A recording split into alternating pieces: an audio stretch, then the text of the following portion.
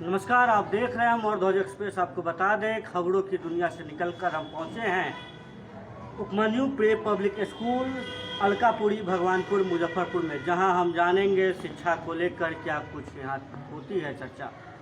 क्यों इन्होंने रखा विद्यालय का ऐसा नाम कि लोग एक बार सोचने पर हो जाते हैं मजबूर।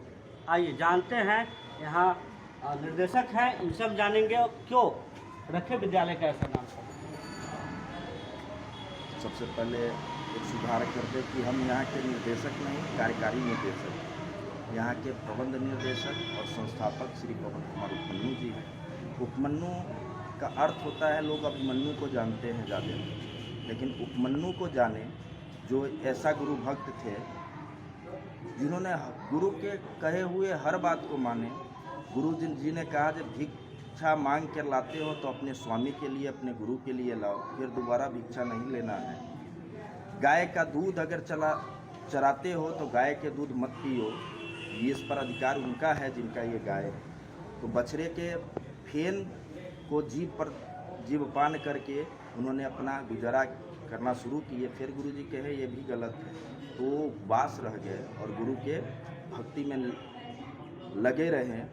जब भूख से नहीं वो संभल पाए, शरीर नहीं चल पाया, तो उन्होंने एक वनस्पति को खा लिया जो जहरीली थी। उस वनस्पति को खाने के बाद उनकी आँख की रोशनी चली गई और वो गिर गए, गड्ढे में गिर गए। गाय के खूर की आवाज़ से उनके पीछे पीछे चले और गड्ढे में वो गिर गए। गुरुजी को लगा जो कुछ खाया पिया नहीं, कहीं भाग न तो गया। लेकिन गुरुजी जाते हैं, कहते हैं, पुत्र उपमन्यु कहाँ हो? तो गड्ढे से आवाज़ आती है कि मैं यहाँ हूँ।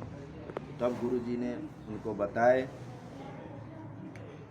मंत्र, रिंग वेद के अनुसार उनको फिर पुनः जो है रोशनी और जीवित किए हैं। और जीवित तो थे ही, आँख की रोशनी वापस आई और फिर ये गुरु भक्त कहलाए। इसलिए उपमन्यु नाम रखे, चूँकि उपमन्यु शब्द को जाने। जो गुरु की बात नहीं मानेगा, एक एक बात नहीं, गुरु के प्रति समर्पित नहीं होगा और माँ सरदे की आराधना में लगेगा नहीं, उसको विद्या पाना असंभव। सबसे कम फीस लेते हैं, अदर विद्यालय से भी कम फीस है और 25 साल से लगातार सेवा दे रहे थे, उसको कैसे लोगों को समझाना चाहेंगे? कम फीस में उच्च गुणवत्ता देने के लिए हम लोग बचपन से कृष्ण और सुदामा की कहानी सुनते हैं। तो हम सोचे कि एक ऐसा विद्यालय हो जहाँ कृष्ण और सुदामा दोनों पढ़े। आज कृष्ण के लिए अलग विद्यालय है, सुदामा के लिए अलग है। जहाँ कृष्ण पढ़ सकते हैं वहाँ सुदामा को पढ़ने की फी नहीं। तो क्यों न एक ऐसा विद्यालय जहाँ फी कम रखा जाए, तो सुदामा आएंगे पढ़ने, कम खर्च में भी बच्चे आएंगे पढ़ने। लेकिन कृष्ण कैसे आए, इसके लिए हम उच्च गुणवत्ता का शिक्षा देते हैं। जो पैसा खर्च करके बिल्डिंग तो खड़ा हो सकती है, चमक धमक तो दिखाया जा सकता है, लेकिन रिजल्ट 100% किसी बच्चा को रिजल्ट अगर सैनिक स्कूल या राष्ट्रीय लेवल के किसी भी स्कूल की तैयारी कराने के लिए अगर ज़रूरत हो तो एक बार उपमन्यु आना बहुत आवश्यक हो जाता है। सब जगह से हार गए, फिर भी उपमन्यु में आए। तो हम लोग और मेरा जो उद्देश्य है, लोगों पर संस्कार, सौर, शील, ज्ञान, इस शब्द में ही पूरी मानवता छुपी हुई है। और ये 4 चीज़ में से मेरा मानना है कि 3 शब्द भी आ जाए तो वो मनुष्य देवत्व को प्राप्त कर लेगा। तो पूजा उनकी होगी, ना कि ये संस्थान की होगी। आपको हम अपने स्कूल का पैम्फलेट दिए हैं, उसमें देखिएगा बहुत बच्चे जो हैं जो यहाँ पढ़ के इस बार ही अलकापुरी मोहल्ला में रहने वाले बच्चे जो 2012 में हमारे यहाँ से मिलिट्री स्कूल धौलपुर गए, प्रसून चंद्र, और यूपीएससी द्वारा जो कंडक्ट किया गया कमांडेंट एग्जाम में पूरे हिंदुस्तान में, भारतवर्ष में 17वें रैंक लाए। हालांकि वो 2012 में 6 क्लास में एडमिशन लिए, तब समझ सकते हैं जो उनका फिलहाल ग्रेजुएशन ही कंप्लीट हुआ था, पीजी में नामांकन लिए हैं, पेयरिंग में भरे हैं, 17वां रैंक लाए। इससे साबित होता है कि उपमन्यु एक ऐसा देश देता है जो पूरे भारतवर्ष में उससे उसके बच्चे से ऊपर तेज बच्चा मात्र 16 ही था जो टॉप एग्जाम होते हुए। दूसरी बात, आज प्रे पब्लिक स्कूल सबसे पहले हमने दिया इस कंसेप्ट से, उसके बाद सबने लगाया। दूसरी बात, आज इतने तैयारी कराते हैं लेकिन पूरे भारत में उपमन्यु को नंबर 1 आप कैसे मानेंगे? नंबर 1 इससे नहीं पता चलता है कि किसके यहाँ 2000 बच्चे निकाले या 3000 बच्चे नंबर 1 उससे होता है कि हमारा एक बच्चा ही अगर कोई निकालता है तो वो टॉप। और इस मुजफ्फरपुर के इतिहास में सिर्फ उपमन्यु ही एक ऐसा है जो पूरे सैनिक स्कूल में ऑल इंडिया रैंक 2006 में 1 का। उपमन्यु पूरे मुजफ्फरपुर में कितने ब्रांच दे रहे थे? मुजफ्फरपुर में हमारे शुरू से ही 3 ब्रांच है और पूरे बिहार में आगे चलकर और खोलेंगे। ये प्लान था लेकिन कोरोना के कारण हम लोग संघर्ष में लग गए, लेकिन फिर भी संघर्ष करते हुए हमारे 3 के तीनों ब्रांच, एक सीतामढ़ी में श्री उपमन्यु पाठशाला के नाम से चलता है और अहियापुर में उपमन्यु प्रिपरेशन पॉइंट जो बाजार समिति के पीछे है, और ये उपमन्यु प्री पब्लिक स्कूल। नामांकन प्रक्रिया तो अभी शुरू है, तो सभी जगह सीट खाली है। मेरा काम तो प्रोफेशनल नहीं है, सेवा करना। वैसे बच्चे जो एज अधिक हो गए और शैक्षणिक असमानता है, एज से वो 10th का एग्जाम देने कुछ नहीं आता है, उसके ज्ञान के सर्जरी करके उसको कैसे वो अपनी एज के अनुसार क्लास को प्राप्त करे, इसके लिए सेवा है। नहीं तो वो बच्चे क्या करेगा? जो लोग हार कर बैठे हैं, उम्मीद मार कर बैठे हैं, उनके बुझे दिमागों फिर से उत्साह जगाएंगे। तो हम लोग हैं ऐसे दीवाने, दुनिया को बदल कर मानेंगे। दुनिया को बदलने आए हैं। जो भी बच्चे अलग झोपड़ी लेना पड़े, झोपड़ी में भी पढ़ाएंगे। हम लोग का मेन उद्देश्य है बच्चा को यहाँ रोकना नहीं। साल 1.5 साल से ज़्यादा किसी को नहीं रोकते, और 3 साल से अधिक पढ़ रहा है, उसका एज है अपेयरिंग में जाने के लिए किसी भी विद्यालय का, और वो तो हमारे लिए शर्म की बात होती है। हम लोग तैयारी कराते हैं।